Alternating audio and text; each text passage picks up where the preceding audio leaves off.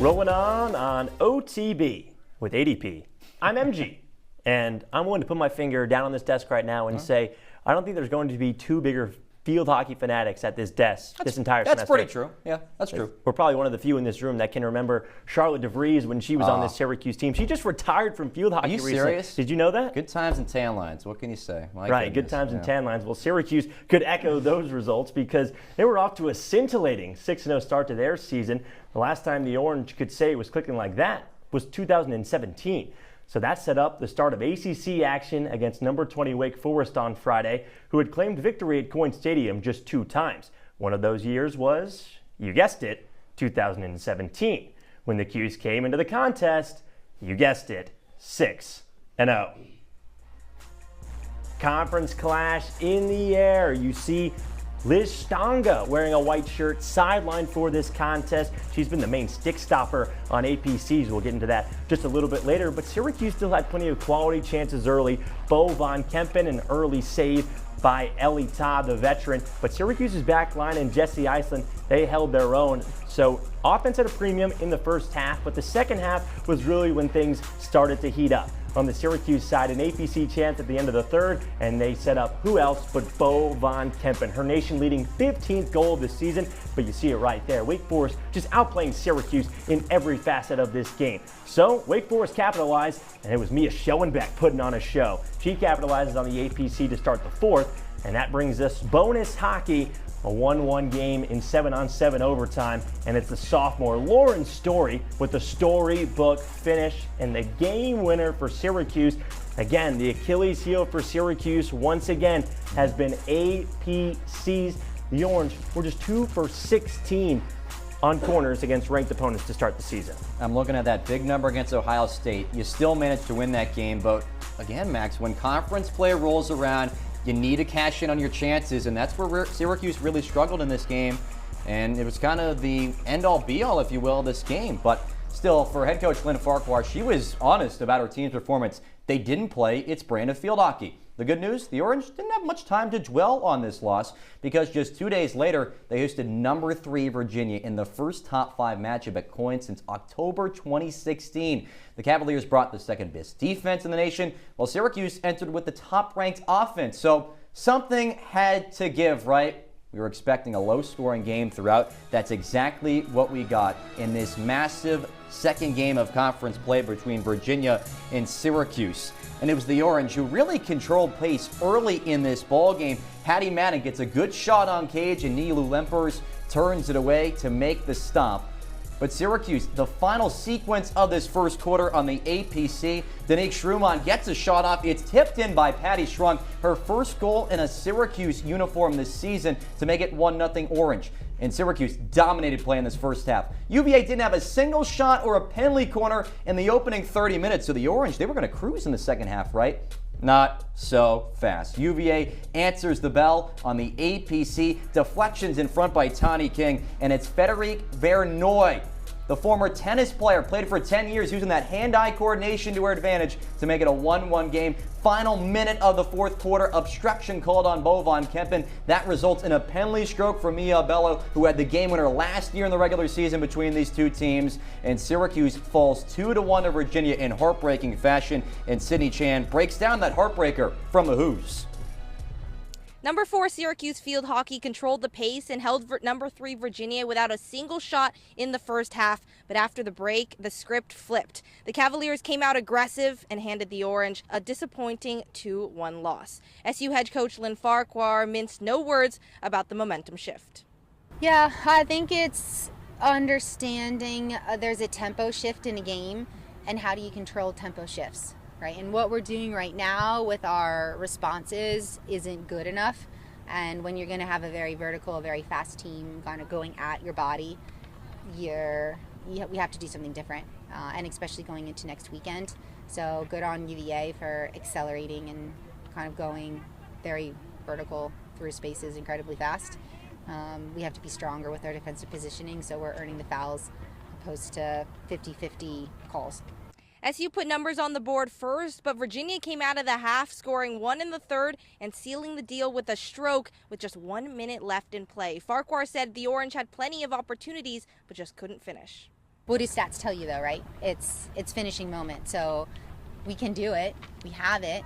We got to put it together. First half, we moved the ball well, right? And I said there's a tempo shift. So when pressure changes, we have people go around the pressure. There was definitely a lot of success, and now it's getting a number on a board. The Orange still chase their first ACC victory and have a chance to do so on Friday as they host number 7 Duke. That game will also honor the 2015 Syracuse Field Hockey National Championship team, as well as have Alyssa Manley's jersey retired. Reporting from JS Coyne Stadium, Sydney Chan, Citrus TV.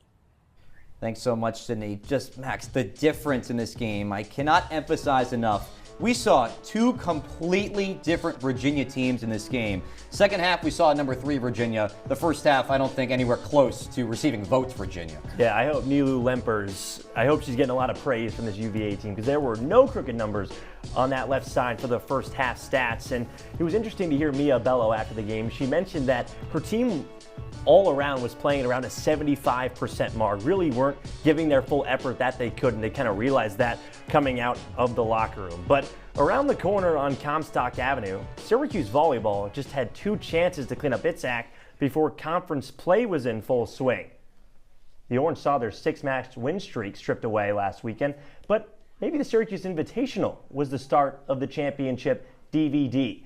It began against Siena, and the Orange, with a straight set win, their sixth straight set win of the season. So try saying that 10 times fast. Only 4 errors for the Orange in this contest. I think that's what stood out to me the most. That was almost 15 less errors than the Orange had all season in a game. And Coach Bake had mentioned before the contest that people needed to get off their phones and Get show in up. that match. And I had heard Come that on. Adrian Autry was there. The men's, women's basketball and lacrosse teams are there as well. So nice to see the fans come out and support the squad as well. And they gave them a show. Well, they took care of business on Friday, but on Saturday, though, a little bit of a tougher test, but they get it done against St. John.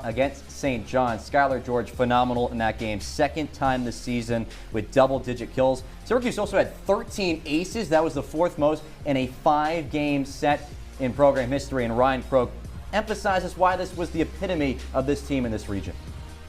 When Syracuse volleyball fell down 2-1 in tonight's match against St. John's, all looked lost for the Orange. However, they rallied and they found a way to win despite the deficit. Head coach Bhagir Nisharatnam said it was a performance that Central New York can be proud of. We pretty much started this program from scratch. And when we did that, we wanted to build a team that kind of reflects the identity of Central New York. You know, we're not New York City, right? We're Central New York, right? We're blue collar, we're gritty, we have to work for what we get. And we wanted to make sure that this team kind of reflects that, you know. And we're undersized, we're always going to be the underdog, right? We got to work for what we're getting, we got to fight. So I think this is exactly what we want to represent, you know, as a community, but also as a team. SU is off to a hot start with an 8-2 record as it wraps up non-conference play. However, ACC play is where things get real and get real fast. SU finished with a 3-17 conference record despite a 12-0 undefeated non-conference record last season. The Orange faced Notre Dame on Friday at 6:30 p.m. to begin their ACC slate this season. Reporting from the Women's Building, Ryan Croak, Citrus TV.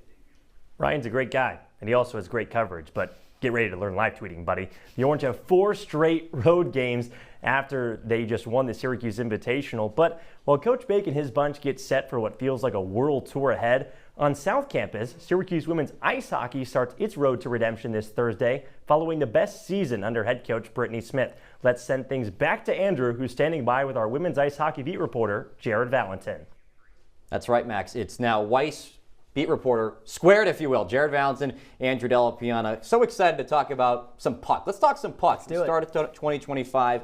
Now, there's a lot of questions coming into the season, Jared, about who's going to replace Allie Kelly, the all-time saves leader in the history of the sport. Who's going to be in net for the Orange this season, my friend?